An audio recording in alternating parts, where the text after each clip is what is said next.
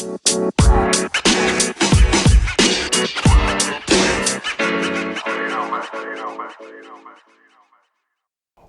to BallCourt, the world of basketball, and I am Coach Drew. And on this episode of BallCourt, we have the King showing up in Kings County. We have Dame telling you what time it is, and the debut of Zion right here on BallCourt. Stick with me.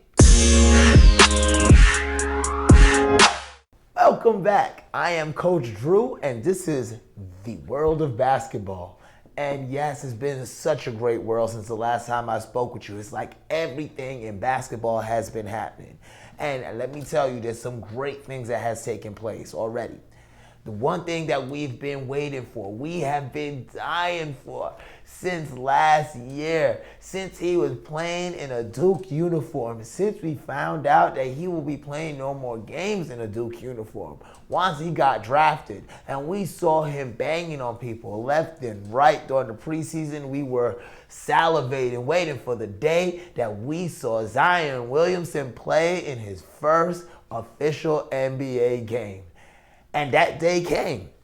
And I'm going to tell you, for the first 3 quarters, we knew he was under minute restrictions, but he scored 5 points over that time.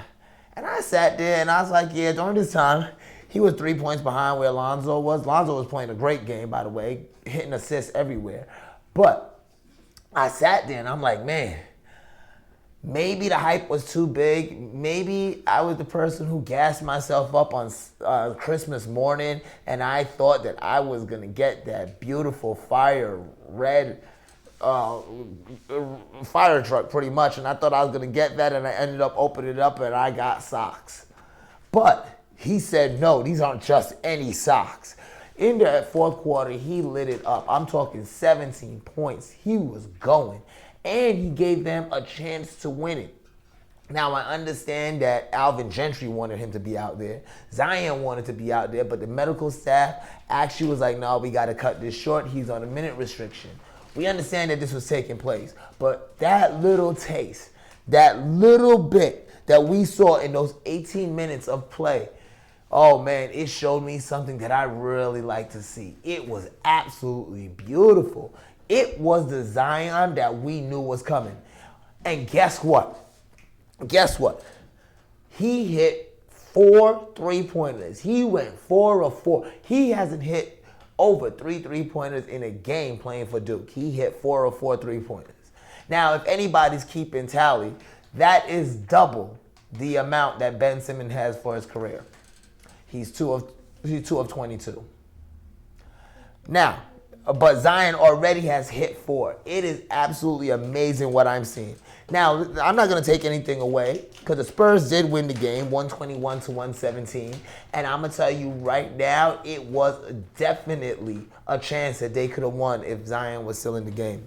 But LaMarcus Aldridge, he did his thing. 32 points, 14 rebounds. Undoubtedly one of the leaders of that game and turned it around. But welcome back, Zion. Man, it was beautiful to see him out there, I must say.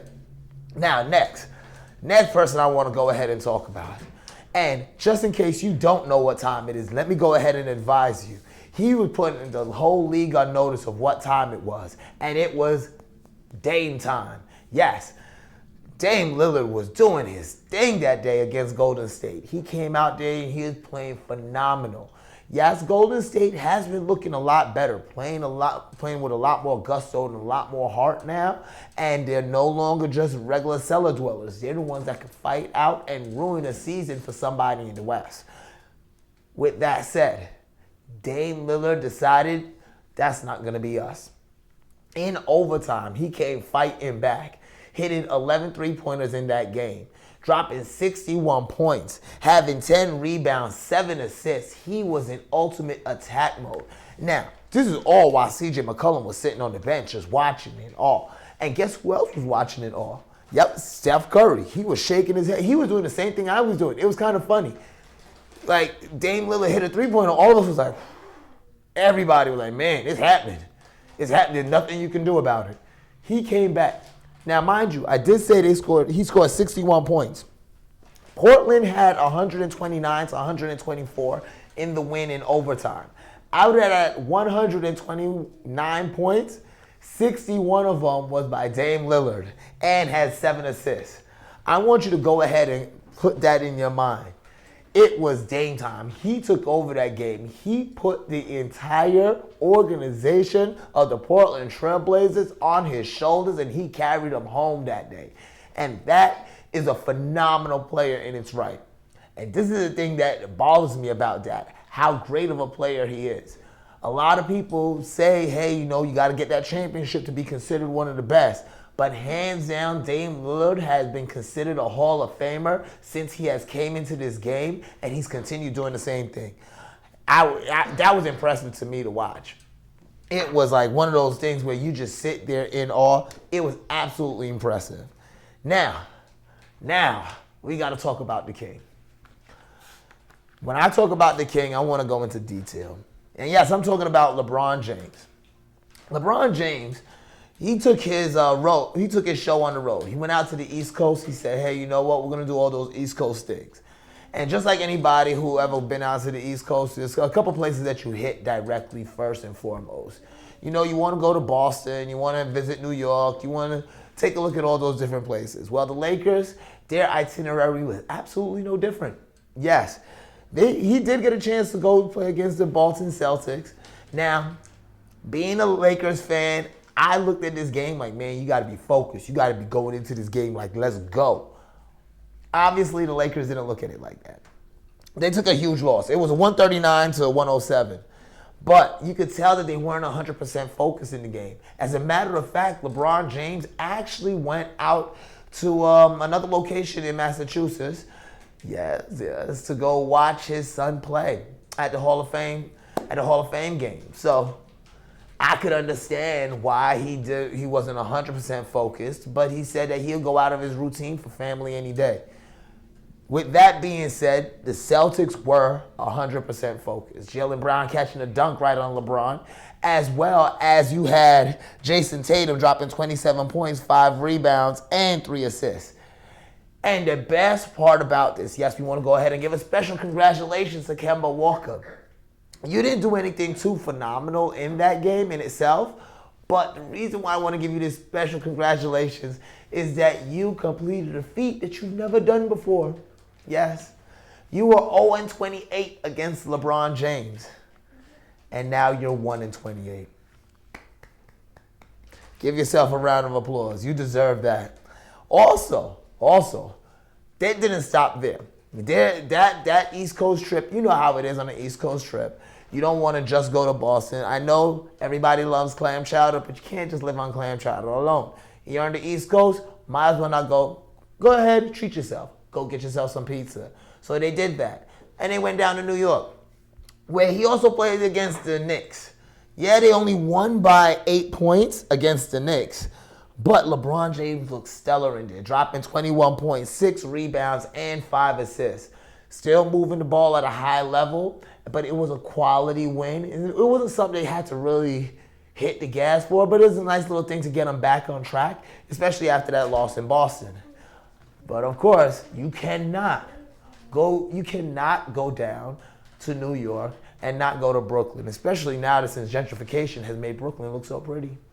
Yep. So, of course, he went up into Brooklyn showing love to his boy rocking a Bed-Stuy jersey now. Yep, Kyrie Irving. And there was no love lost handshakes before the game, but during that game, it was fire. He is dropping fadeaways over Kyrie. People are pulling up from half court. Anthony Davis on a shot that didn't count. He was fouled early, spinned off, dropped a half-court shot all net. That's the kind of game that it was. It was one of those games where it was like a park game being done indoors. Kind of reminiscent of the N1 era when they used to show up in different buildings and everybody just came out there and started running and people saying, ooh. It was one of those kind of games. LeBron James had 27 points, 12 rebounds, and 10 assists. Another triple-double for the King, right there in King County. Kind of fitting, don't you think? Also, you have Kyrie Irving going 20 points, 3 rebounds, and 4 assists. Kyrie Irving actually led his team in points. And over the last little bit, he has been leading his team, definitely doing a lot of big things on the court. So, what are we looking to see? Are we looking to see that there's going to be a future for him over there? I know there's a lot of chatter going on and people are bringing up the old Kyrie of Boston, but we want to see what's going to happen right there when we go ahead and look at that. Right now, I'm going to go ahead and take a short break. I want you to hear from our sponsors and join me back right here on BallCourt. We're going to be talking about some more NBA action right here on the World of Basketball.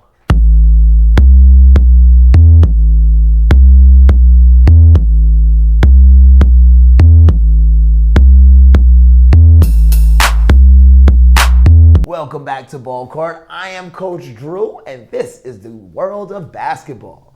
Now, what is the world of basketball without another hit single?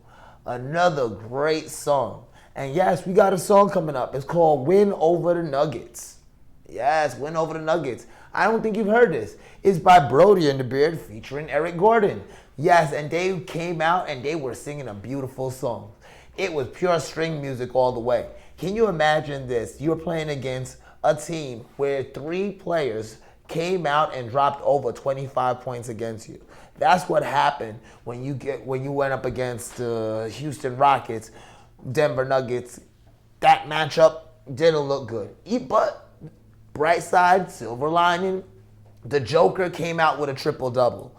That's your silver lining to the whole thing. But the Brodie The Beard experiment is looking even better. Now that you've added the catalyst of Eric Gordon and he's back looking great, you can see what that Brodie The Beard experiment is going to work and how it's going to work. Because on the nights where, James Harden is not shooting his best, you still have Eric Gordon coming out doing phenomenal things, hitting phenomenal shots. As a matter of fact, James Harden had 27 points in that game. Russell Westbrook dropped 28, and then you have Eric Gordon dropping 25. These are things that you're not going to see every day in the NBA. This is sort of their form of the big three. Now, the way they're going to do it, they're going to space the floor. They're going to run it. They're going to go back and forth and use that D'Antoni system to utilize their big three. They're not going to attack the basket like you're going to see in LA. But still, nonetheless, it's going to be something beautiful and something great to behold. I'm telling you, I'm liking what I'm seeing so far. I have not seen anything wrong with this matchup. But once again, the playoffs haven't started. We're just at reaching All-Star break. So there's that, So that's one thing that you want to kind of be like, oh, let me go ahead and back away from. Now, another topic that we're going to want to head and talk about, this is more of a solemn topic. And I know that many of you have heard that's watching this broadcast, as well as the ones that are listening to my podcast at this moment. You've heard about Chandler Parsons and the car accident that he got into on the 15th of January around 2 p.m. on his way back from practice. This car accident wasn't just a regular car accident. This was actually done by a drunk driver causing 3 cars to actually collide. Right now, he's actually suffering from some career-ending injuries. So there's a possibility that Chandler Parsons probably played his last game in the NBA. Now, the Atlanta Hawks has went ahead and released him to go back, not released him from the team, but actually the medical staff has allowed him to go back to continue his treatment in California under the eyes of the Atlanta Hawks medical team, as well as the Emory State College, the Emory medical team as well. All right, so everybody is watching. We are hoping that you do get better. Chandler Parsons is actually one of my favorite players, so I definitely do hope you get better. They are treating him for a cervical disc injury as well as whiplash, and he has not cleared the concussion protocol. We do hope to see him shortly back into the game, but once again, that is something that we cannot guarantee. Okay? And that was something that we just had to talk about. I want to make sure everybody was aware of that. Now, with some more of a hyper topic, some more good news, I want to let you know, fans and everyone, that your votes has absolutely counted. Yes, the West All-Stars and the East All-Stars has been named. And as everybody knows, yes, the team captains is going to be, once again, LeBron James and Giannis Antetokounmpo. Giannis Antetokounmpo is actually leading the East and doing some big things, and he's over there along with Joel Embiid, Pascal Siakam, Kemba Walker, and Ice Trae Young. One of them beautiful, beautiful shooter. Next, we also have on the West, I know y'all were wondering who's over there on the West. Before I get to that, I just want to go ahead and say something about the East team.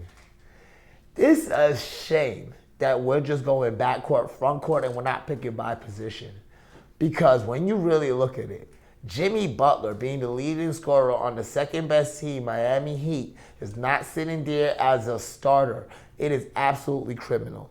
I know he's not listed as a shooting guard on the Miami Heat roster when he does during the starting lineup, but hands down, you could tell that he plays in that fashion.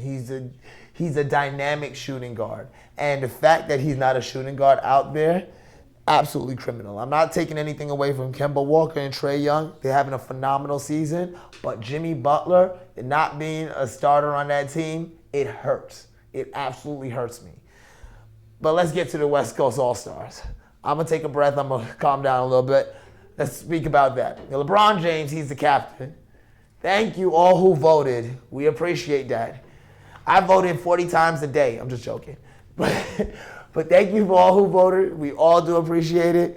Yes, LeBron James is there. And another Laker sitting on top is also Anthony Davis. That's going to be a nice little matchup over there. We have Luka Doncic on that team, along with Kawhi Leonard and James Harden. So the West Coast All-Stars are looking absolutely phenomenal. So I can't wait till they end up picking.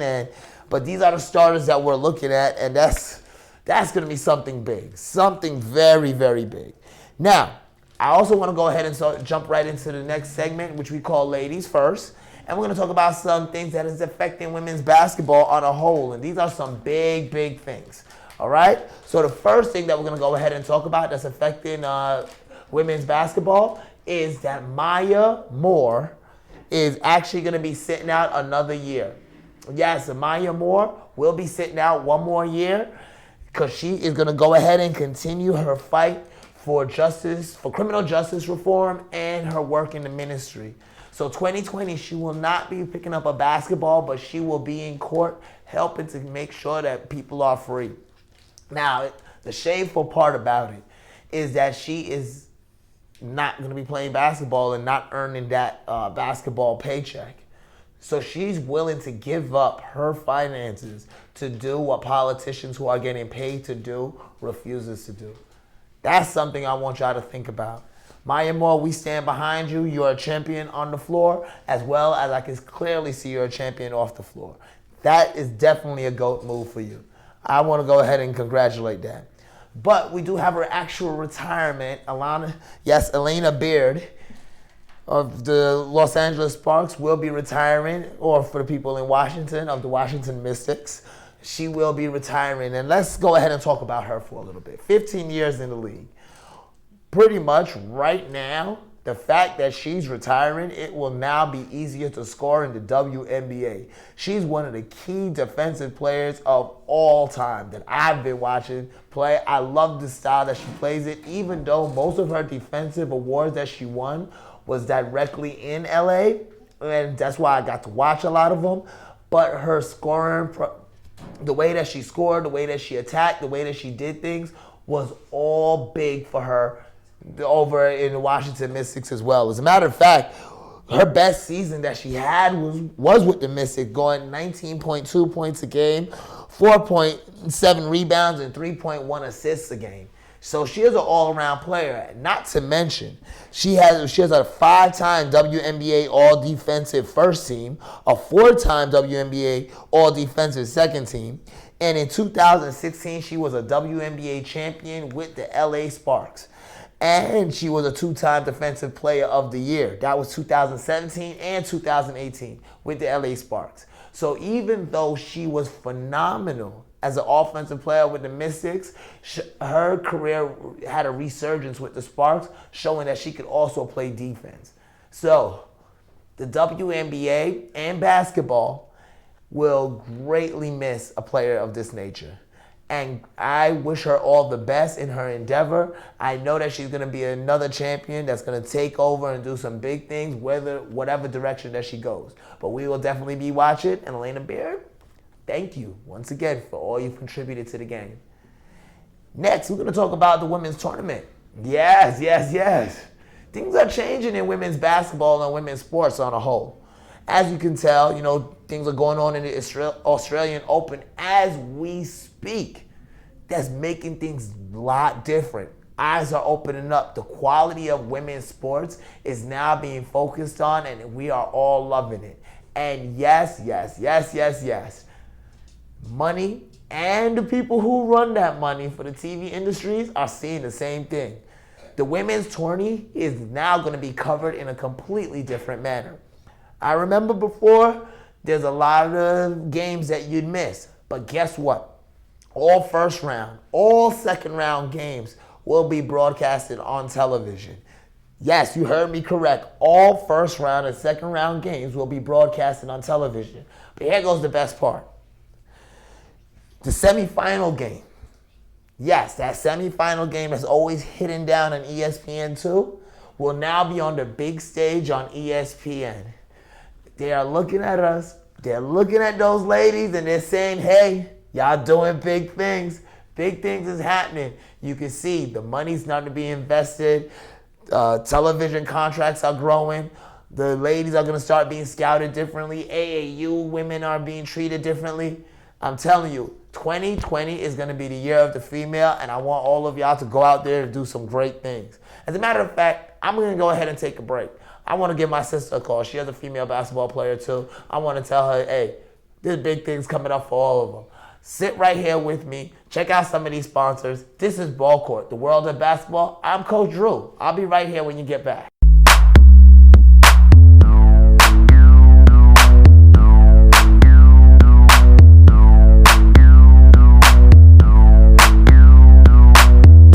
Welcome back to BallCourt, the world of basketball. I am Coach Drew. And yes, we are back. We are back. And we're going to be talking about the world of basketball. Yes, let's go ahead and jump right into the NBL. Those boys down under, they're doing some great things. But the first thing I want to talk about is something that the Illawarra Hawks has been facing all season. Injury. Yes, you remember back we did a show speaking about what happened with Aaron Brooks, him getting injured, being out for the season.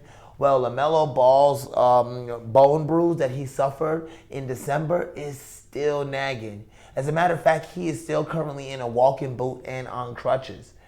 It is safe to say there's a probability that he may not be coming back this season or suiting up for Illawarra Hawks in the future. With the lingering draft coming up, he may be going directly to New York after. But we are all hoping that he comes back and shows one more game. But if he doesn't, in those 12 games that he's played, he's averaged 17 points per game, 6.8 assists per game, and 2.4 rebounds. You could clearly see that he's on that level where he's a different kind of player. He's going to be somebody who could contribute directly to the NBA on his first day out. I wish him all the best, and I hope for a speedy recovery. We definitely do hope we see him again, but to be honest, they may be shutting him down altogether. But they've been told that he's not allowed to place weight on the foot, so he's not even be able to do small training and little practices already. So it doesn't look good. So, Mya Moore. I want to talk about the 36ers right now. The 36ers are actually making a great push toward that postseason. And right now, without their wingman, Mya Moore, it looks like they're going to actually be in jeopardy. It looks like he's going to be missing the rest of the regular season, also with injury. Yes, a shoulder injury has sidelined Mya Moore, and the 36ers are going to be scrambling to make sure that they make it to that playoff. They do have a great shot of making it at this point in time, but this is one more thing that they now have to worry about. And one last thing that I definitely want to go ahead and talk about with that NBL team is the Sydney Kings. Congratulations, Sydney Kings. They are the first team to actually go ahead and clinch a playoff berth. So they are now into the postseason for the NBL. Go ahead, keep on doing what you're doing. That win against Wollongong was exactly what you needed to go ahead and move forward. So congratulations on that. You are doing some awesome things. Now I want to go ahead and jump into my next segment. Now this is a segment that I do necessarily love so much. Now this segment, I like to call this segment Analyze This. So what we do here in Analyze This is we're gonna go ahead and take a closer look at a game, a player, a style of play, and we're gonna break it down to the point that we analyze it.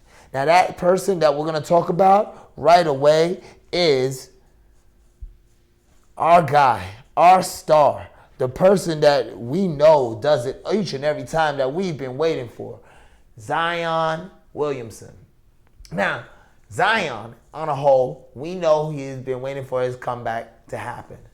But when it did, it looked beautiful. These are the things that caught my eye about it. Let's go ahead and take a look at that videotape. The way that he explodes to close out. His second jump is faster than most people's first jump. Let's watch that again. He attacks it and closes right out. Look at this. He loses the ball, jumps, misses the shot, and still able to put it back in after grabbing him. Not to mention his 3 points. He went 4 of 4 from 3-pointers. Look at that foot placement. Look at how he stands. Look at how he shoots. His form is absolutely perfect. He was not wasting that time during the time that he was out, and he was not missing anything. That's the reason he is putting it in there. Let's go ahead and take a closer look at this. Look at that elevation to close out on the backside. The reason that he's able to explode like that is because of that second jump. He is so explosive for his height. You have to go ahead and take away the space, and that's going to create 3-point shots. I'm going to tell you the truth. If they allow him to shoot like that, he's going to be a huge problem. If he's not able to make free throws and start able to shoot the way that he shot the ball that day, he's going to be a huge problem for them. Let's go ahead and look into some other things as well. When you take a look at Zion and the way that he's going to create that spacing on the floor once he starts playing in the 5 position, it's something that you cannot overlook. He's going to attack the rim. He's going to go up multiple times in that 5, box you out, and causing other problems. Think about it. Those 17 points happened in the 4th quarter under limited minute restrictions. Hands down, Zion is going to be the direction that we're going to be going at in the future for New Orleans as well as for the NBA. This is one of the greatest things that you've seen since LeBron James. I just want to go ahead and close out with just a few more looks right here. When we take a look, how he just explodes back up. That's what we want to look for. And that final 3-pointer, he was absolutely phenomenal in that game. He was something that could not be handled.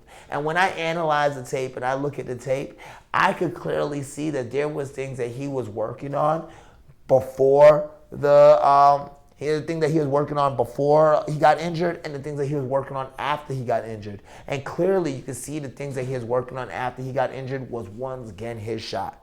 I must say, I was very, very much impressed.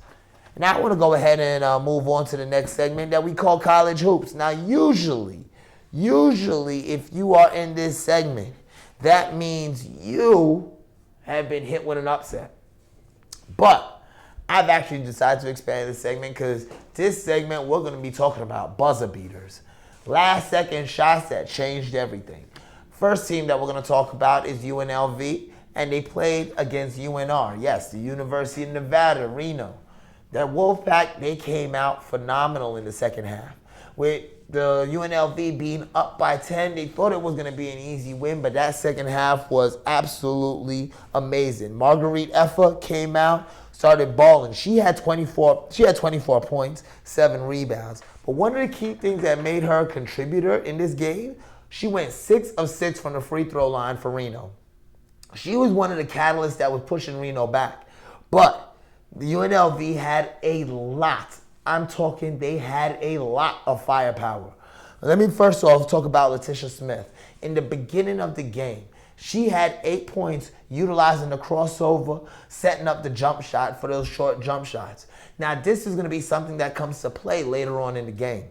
All right? Now, when you talk about Rajane Wade, 15 points, 9 rebounds, but she was all over the floor. And as a matter of fact, in the closing games, Wade was actually matched up with Effa, and she was causing Effa a little bit of problems scoring down low. Even though they was attacking on rebounds, she was still causing those problems. And that was the thing that they needed to go ahead and get over the hump. Isabel, I want to go ahead and tell you, she had 4 points, but when I was watching the game, these 4 points were the most creative points. Not only was she scoring, but she was also putting people in foul trouble. So this was something that I really enjoyed watching her and how she was playing. She was attacking the basket. As a smaller guard attacking the basket in the fashion that she was, you would have thought that she would have had more calls, but obviously the rest was looking at it in a different manner.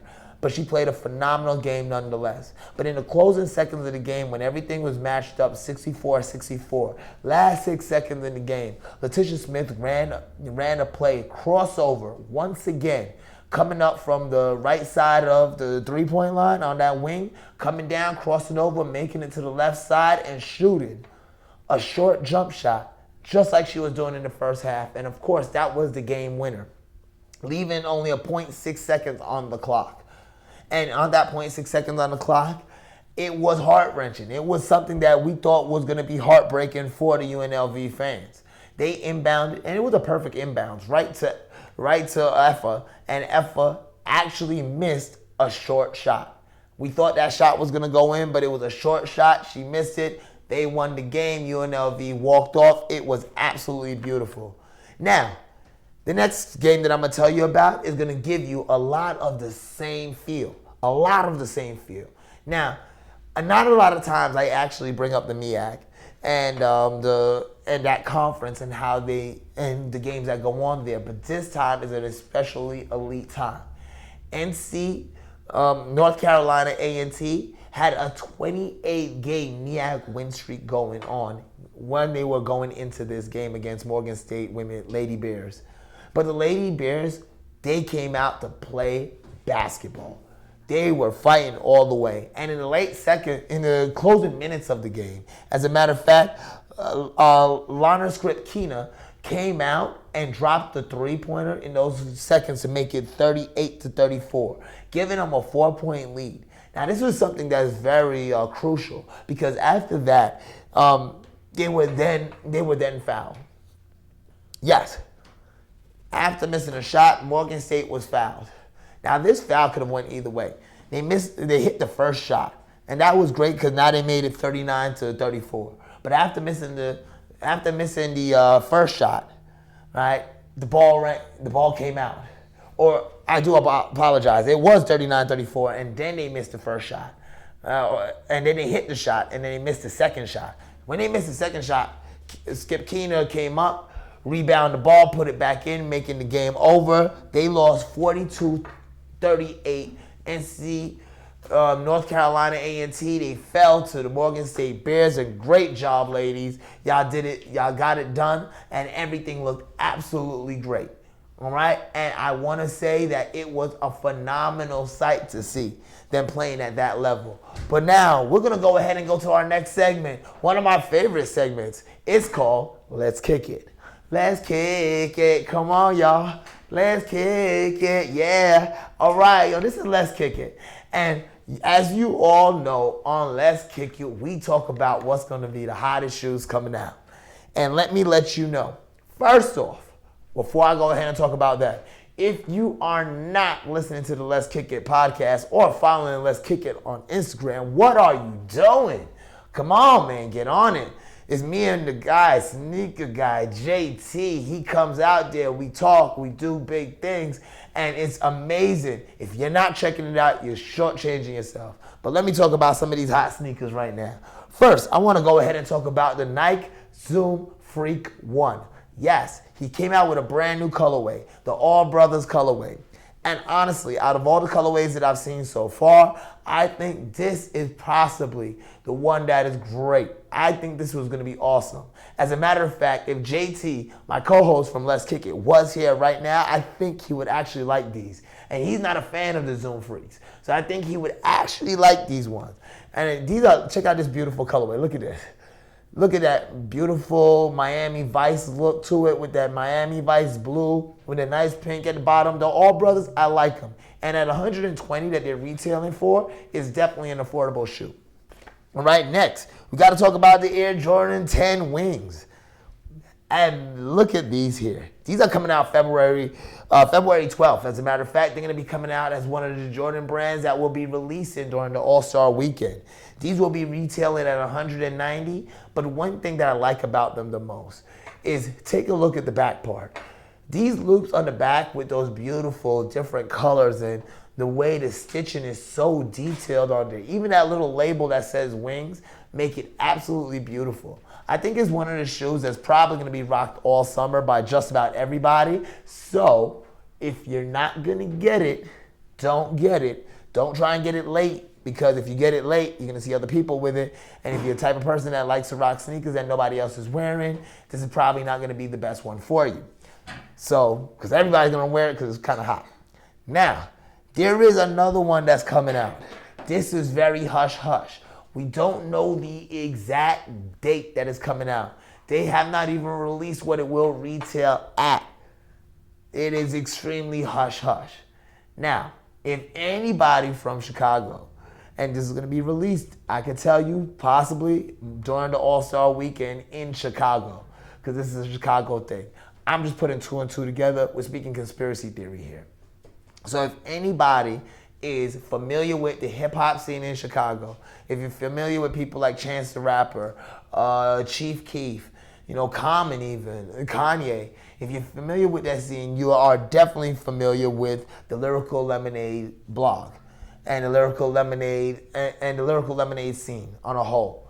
Yes, they used to do a lot of articles on a lot of these up-and-coming rappers. It was kind of Chicago's version of the Source's unsigned hype. So this was something that was big in the hip-hop scene. And this collabo between Lyrical Lemonade and Jordan is going to be big, absolutely phenomenal in the sneakerhead scene. I'm talking with the two different insoles that you can actually rock within it. Those are crazy in itself with the Lyrical Lemonade cut out on those inserts. Those are going to be phenomenal in itself. But just to look at this shoe, it is a beautiful shoe, true and true. That nice little simple grayish white that it has, and then with the pop of color on the back, this is something that you're definitely going to want to rock. I'm going to tell you the truth, I would drop a lace swap in it just to give it a little more pop, but you don't really need it with this shoe. This is one that actually stands for itself, So, with that said, we're about to almost get to that point. Yes, we're getting to that point. I like y'all that y'all hung out with me during this time. But I want to go ahead and take a minute. This is a little segment that I like to add every now and again. It's called A Word from the Coach. Now, in this segment for the Word from the Coach, we're going to talk about Delonte West. I know that a lot of people they've seen the video that's been going around and is viral at this point of Delonte West getting beat up by the security guard or a police officer or what have you at that time, and the people filming it. People shamed Delonte West about his fall from grace and things of that nature. And if those who don't know Delonte West, there's some people let me go ahead and give you a little background. Delonte West is a guard from St. Joe's University, probably one of the best guards to ever play at St. Joe's University. He played alongside Jameer Nelson. Delonte West is most famously known for playing in Cleveland. And most people know him from a rumor that he was actually messing around with LeBron James' mother, which both LeBron James and Delonte West has vehemently denied. So I don't believe in that rumor.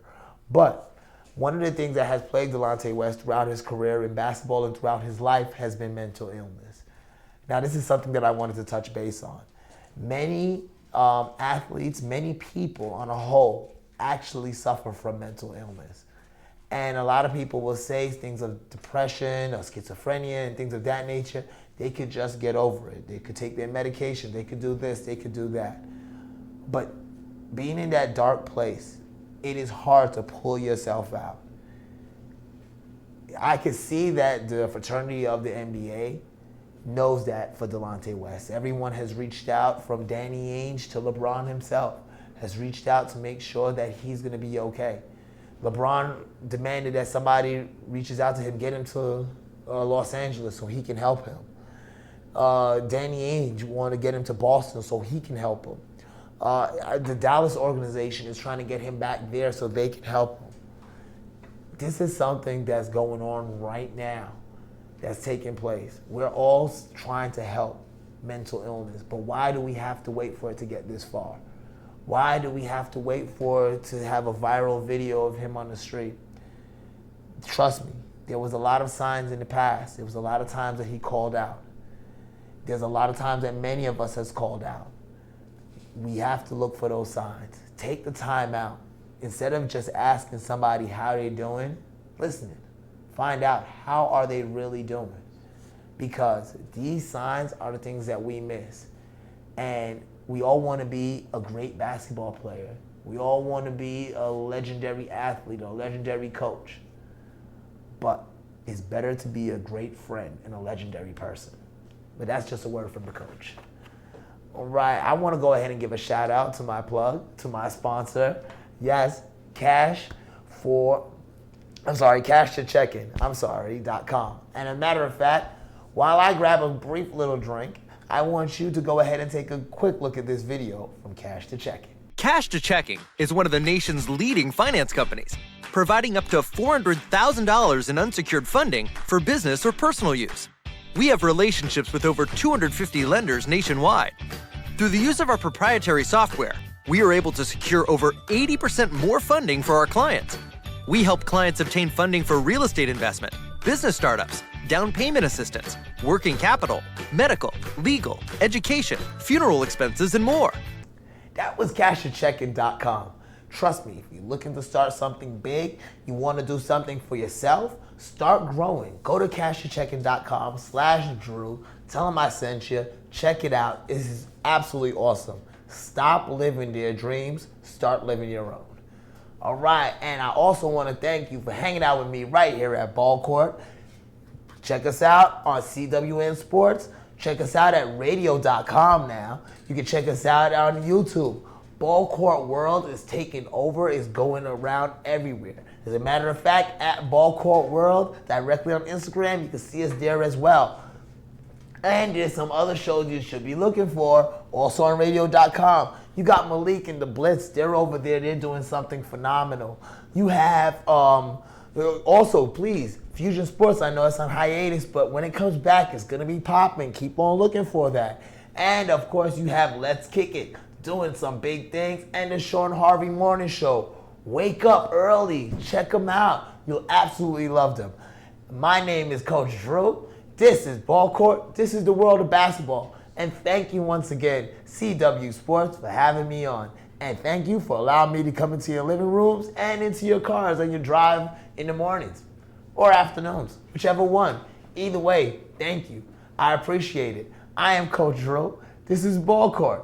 And this has been the world of basketball.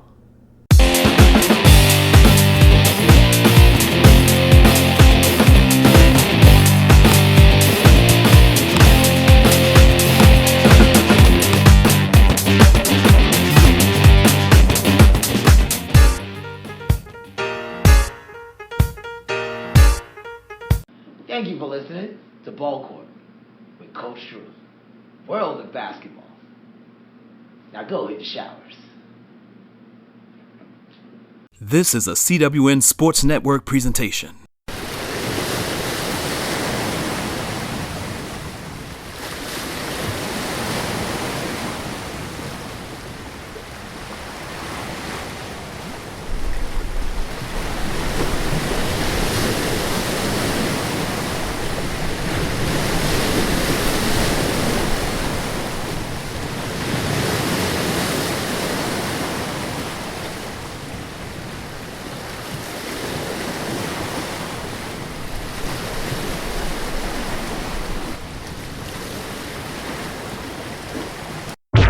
Bye.